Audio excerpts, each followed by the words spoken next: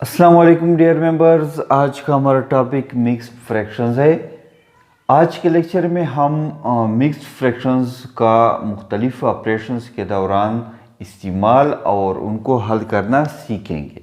सबसे पहले एक बात अपने जहन में रखें कि जब भी आपको मिक्स्ड फ्रैक्शंस पे एक ऑपरेशन दिया गया हो तो सबसे पहला स्टेप जो आपने करना है वो ये है कि मिक्स्ड फ्रैक्शंस को इम्प्रॉपर फ्रैक्शन में कन्वर्ट करना है। ये पॉइंट ज़हन में रखें कि सबसे पहले आपने क्या करना है, कोई भी ऑपरेशन हो या मिक्स्ड ऑपरेशन हो, सबसे पहले आपने क्या करना है कि मिक्स्ड फ्रैक्शन को आपने इम्प्रॉपर फ्रैक्शन में कन्वर्ट करना है। तो कन्वर्जन का तरीका हम गुज़िश्ता लेक्चर में सीख चुके हैं। तो सबसे पहले हम एडिशन की तरफ आते हैं। हमारे पास दो फ्रैक्शंस हैं, 5 सही 2/3 जमा 2 सही 5/7। इसको हमने सॉल्व करना है। तो सबसे पहला स्टेप मैंने आप लोगों को बताया कि आपने सबसे पहले मिक्स्ड फ्रैक्शंस को इम्प्रॉपर में कन्वर्ट करना है। इसका तरीका ये है कि एंटी क्लॉकवाइज आपने चलना है। होल पार्ट को डिनोमिनेटर के साथ मल्टीप्लाई करें और फिर इसके साथ नोमिनेटर को जमा करें। 5/3 जमा 2।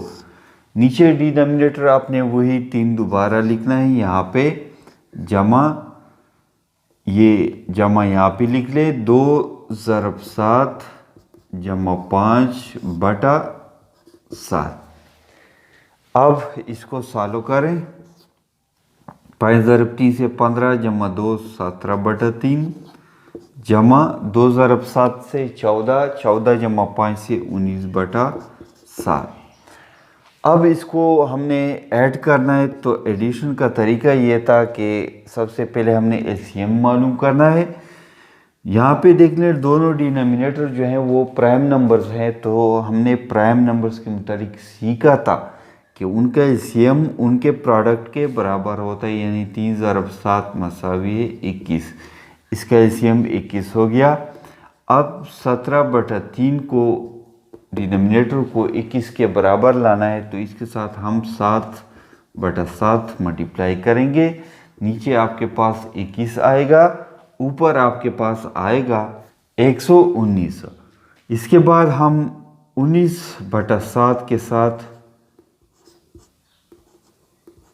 3/3 मल्टीप्लाई करेंगे। तो नीचे आपके पास वही 21 आएगा एलसीएम के बराबर, ऊपर आपके पास आएगा 57।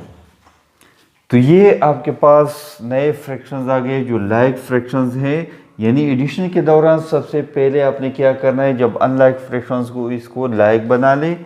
आपके पास पहला जो है 119/21 जमा 57/21। ये सब हम डिटेल में पढ़ चुके हैं। ये जस्ट सिर्फ एक पॉइंट आप लोगों को यहाँ पे मैं समझाना चाह रहा था कि सबसे पहले आपने मिक्स्ड फ्रैक्शंस को इम्प्रॉपर फ्रैक्शन में कन्वर्ट करना है।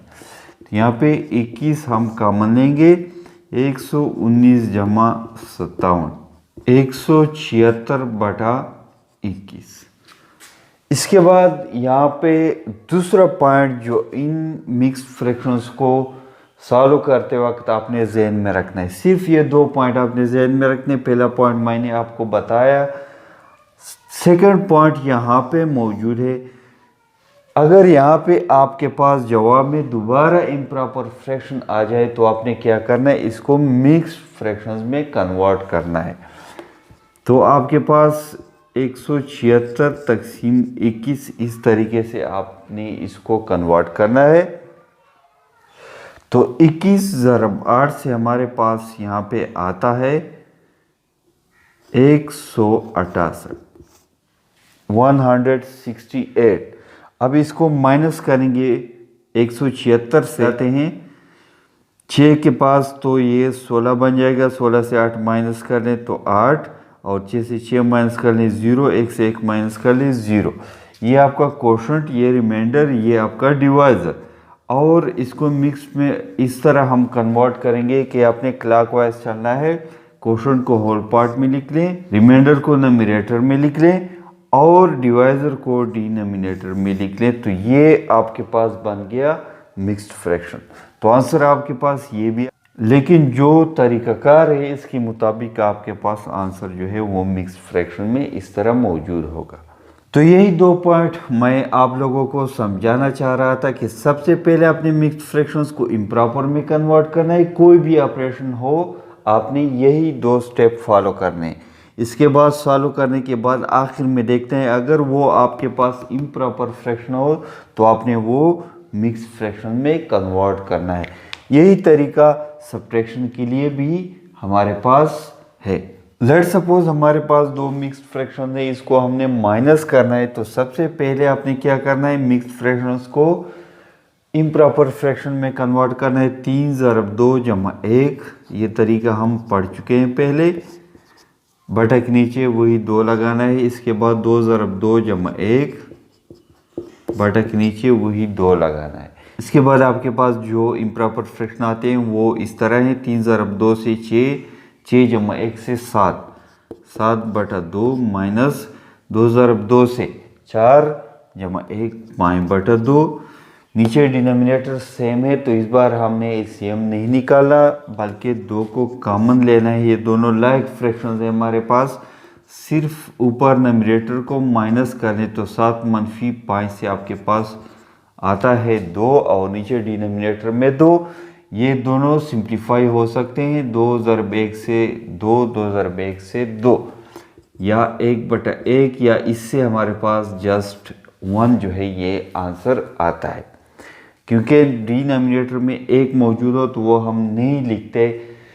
यहाँ पे हमारे पास आंसर जो है वो क्या आएगा, वो हमारे पास सिर्फ 1 आएगा। तो ये सब्ट्रैक्शन के लिए भी वही तरीका है जो 2 पॉइंट मैंने आपको बताए थे। अगर यहाँ पे मिक्स फ्रैक्शन है तो वो आपने सबसे पहले इम्प्रॉपर फ्रैक्शन में कन्वर्ट करने, इसके बाद आपने सॉल्व करने। अगर आंसर आपके पास यहाँ पे इम्प्रॉपर फ्रैक्शन हो तो वो आपने मिक्स्ड में कन्वर्ट करना है। इस केस में हमारे पास इम्प्रॉपर फ्रैक्शन नहीं था तो हमने वो कन्वर्ट नहीं किया। इसके बाद हम आते हैं मल्टीप्लिकेशन की तरफ। जब हमें मिक्स्ड फ्रैक्शन में मल्टीप्लिकेशन का ऑपरेशन दिया गया हो तो वो हम कैसे सॉल्व करेंगे, सेम प्रोसीजर है। आपने सबसे पहले क्या करना है कि मिक्स्ड फ्रैक्शंस को इम्प्रॉपर फ्रैक्शंस में कन्वर्ट करना है। किस तरह, इस तरह एंटी क्लॉकवाइज आपने चलना है। होल पार्ट को डिनोमिनेटर के साथ मल्टीप्लाई कर दें और इसके साथ नोमिनेटर को जमा कर दें। नीचे डिनोमिनेटर वही लिख लें। इसके बाद मल्टीप्लाई आपने लिखना है जो ऑपरेशन हमें दिया गया है। इसके बाद 2 ज़रब 7 जमा 3, वही तरीकाकार। यहाँ पे आ जाएं तो आपके पास जो इम्प्रॉपर फ्रैक्शन बनेगा 1 ज़रब 5 जमा 3 से 8 बटा 5 ज़रब 2 ज़रब 7 से 14 जमा 3 17 बटा 7। तो इससे आपके पास आएगा 136 बाई 5 ज़रब 7 से 35 या 35। अब दोबारा उसी पॉइंट पे आते हैं। यहाँ पे आपके पास इम्प्रॉपर फ्रैक्शन है तो आंसर आपका फाइनल ये नहीं होगा बल्कि आपने इसको मिक्स्ड फ्रैक्शन में कन्वर्ट करना है। 35 पे इसको डिवाइड कर लें तो यहाँ पे हमारे पास 3 में इसको हम ज़रब देंगे तो हमारे पास 105 बनेगा। 4 में ज़रब देंगे तो 140 जो है वो इससे ज़्यादा हो जाएगा। तो यहाँ पे माइनस कर लें। 6 मनफी 5 से आएगा 1, 3 मनफी 0 से आएगा 3। तो मिक्स फ्रैक्शन आपके पास बनेगा, ये होल पार्ट है क्वोशंट, ये रिमाइंडर जो है वो नोमिनेटर है और डिवाइजर जो है वो डिनोमिनेटर है। ये आपके पास बनेगा मिक्स फ्रैक्शन, ये आपका फाइनल आंसर होगा। इसी तरह डिवीजन की तरफ आ जाएं तो वो भी सेम वही प्रोसीजर है जो हमने बाकी ऑपरेशंस के लिए किया। यहाँ पे आप देख लें, सबसे पहले इम्प्रॉपर में कन्वर्ट कर लें। 2 ज़रब 6 जमा 5 बटा 6, ये तरीक़ाकार हम कई बार सीख चुके हैं। 4 ज़रब 9 जमा 2 बटा 9। तो यहाँ पे आ जाएं, इम्प्रॉपर फ्रैक्शन इससे आएगा 2 ज़रब 6 से 12 जमा 5 17 बटा 6 तकसीम 9 ज़रब 4 से 36 जमा 2 38 या 38 बटा 9। अब आपने क्या करना है, डिवीजन का जो प्रोसेस है वो शुरू करना है। उसका तरीका ये था कि पहला फ्रैक्शन हम इस तरह लिखेंगे, डिवीजन को हम मल्टीप्लिकेशन में कन्वर्ट करेंगे और दूसरे फ्रैक्शंस को हम रेसिप्रोकल लेंगे तो यहाँ पे 9/38 बनेगा। इसके बाद अगर ये सिंप्लीफाई हो सकता हो सेम फ्रैक्शन में या क्रॉस फॉर्म में तो सिंप्लीफाई करें। यहाँ पे 3 पे सिंप्लीफाई करेंगे, 2 ज़रब 3 से 6, 3 ज़रब 3 9 के पास बनेगा 51/76 जो कि एक प्रॉपर फ्रैक्शन है। तो हम इसको इसी तरह यहाँ पे छोड़ेंगे, ये हमारे पास आंसर हो गया। इन्हीं फ्रैक्शंस में आपको इस तरह के क्वेश्चंस भी दिए जा सकते हैं। 1/2 ऑफ 1000 इज इक्वल टू खाली जगह आपको मुख्तलिफ ऑप्शन दिए जाएंगे, या 5/6 ऑफ 300 इज इक्वल टू खाली जगह, या 1/8 ऑफ 400 इज इक्वल टू खाली जगह। इस तरह के क्वेश्चंस आपको दिए जा सकते हैं। तो इस तरह के क्वेश्चंस को हम कैसे सॉल्व करेंगे, तो एक पॉइंट आपने जस्ट जहन में रखना है, ये इबारती सवालात भी हो सकते हैं या सेम इसी फॉर्म में भी आपको दिए जा सकते हैं। इबारती सवालात में फिर दरमियान में कोई ऐसा जुमला होगा कि जिसमें लिखा होगा कि 1/2 ऑफ 1000 रुपीज़, या फिर आपको 1/2 ऑफ 1000 मीटर ऑफ क्लॉथ। इस तरह के मुख्तलिफ प्रॉब्लम जो है वर्ड प्रॉब्लम वो आपको इस पे दिए जा सकते हैं। तो वहाँ पे आपने इसको कैसे सॉल्व करना है, जस्ट ऑफ की जगह आपने मल्टीप्लिकेशन लिखना है। बाकी मल्टीप्लिकेशन ऑफ फ्रैक्शन में आप सीख चुके हैं। यहाँ पे आ जाएं, 1/2 ऑफ की जगह multiply by 1000 is equal to, तो बाकी आपने सीखा हुआ कि नीचे एक मौजूद होता है वो हम नहीं लिखते, ये हम डिटेल के साथ पढ़ चुके हैं।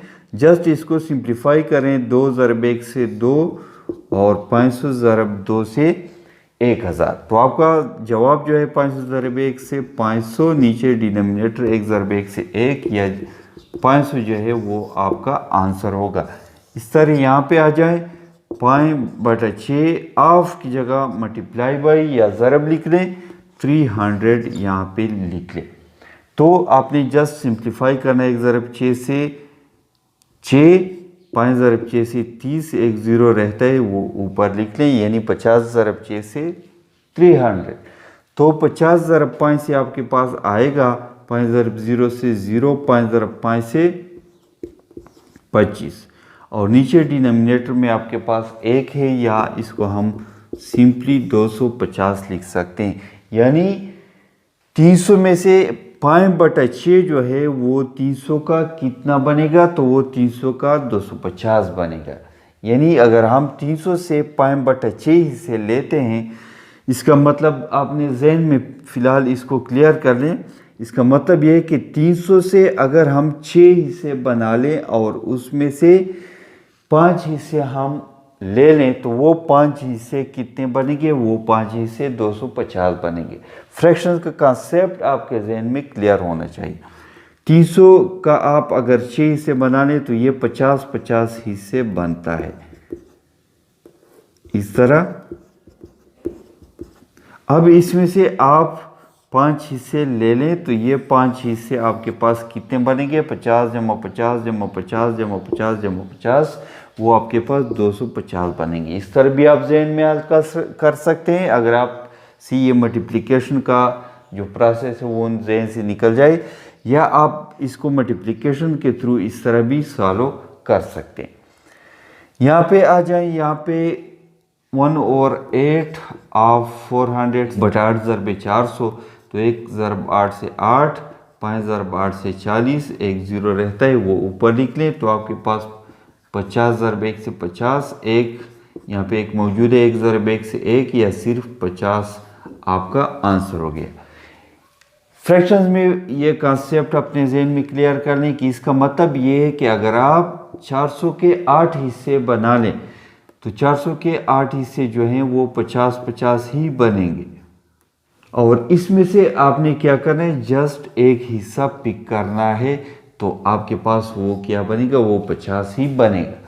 तो इस तरह भी आप जहन में क्लियर कर सकते हैं, या इसको इस तरह भी आप मल्टीप्लिकेशन के थ्रू भी सॉल्व कर सकते हैं। ये बहुत सादा कॉन्सेप्ट है, लेकिन इस पे क्वेश्चंस आपके पास एमसीक्यूज में आ सकते हैं। कभी कभी यही कॉन्सेप्ट फ्रैक्शंस में भी आ जाता है। आपके पास दोनों जो हिस्से होते हैं वो फ्रैक्शंस में होते हैं, यानी 3/2 ऑफ 5/12। तो इसको भी आपने उसी तरीके से सॉल्व करना है। 3/2 ऑफ की जगह ज़रब 5/12। अगर सिंप्लीफाई हो सकते हैं तो सिंप्लीफाई कर लें। 1 ज़रब 3 से 3, 4 ज़रब 3 से 12।